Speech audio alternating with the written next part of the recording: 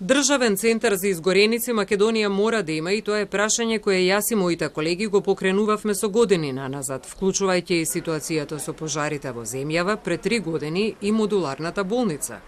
Да не ги заборавиме и несреќите кои се случуваат и во индустријата, вели доктор Андоновска, специјалист по пластична и реконструктивна хирургија, воедно и основоположник на Центарот за третман на изгореници во тогашната градска општа болница.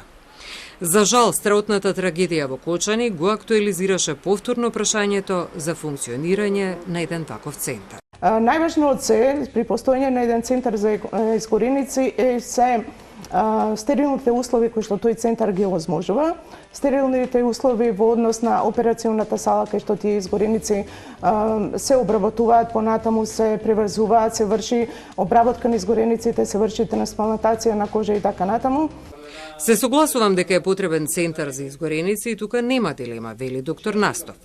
Сепак е потребно да се разјаснат некои аспекти дека Центарот за изгореници беше вон функција и пред 2016 година, кога започна реновирањето на болницата. Може би официјално е престанато постоењето од 2016, мислам дека многу претходно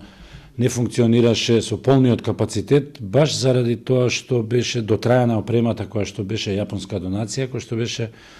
донирана 1997 година, значи е донирана во болницата и се доведовме во една ситуација во која што буквално од донаторите, значи од јапонската влада, односно фирмата која што ги произвела така наречените клинитрони, беше кажано дека не постојат веќе резервни делови затоа што не се веќе ни во производство. 90% од кадарот кој работел во тој центар за изгореници се уште работи во оваа болница, вели Настов. Работата е што, значи, знаењето и умењето се уште е присутно и заради тоа и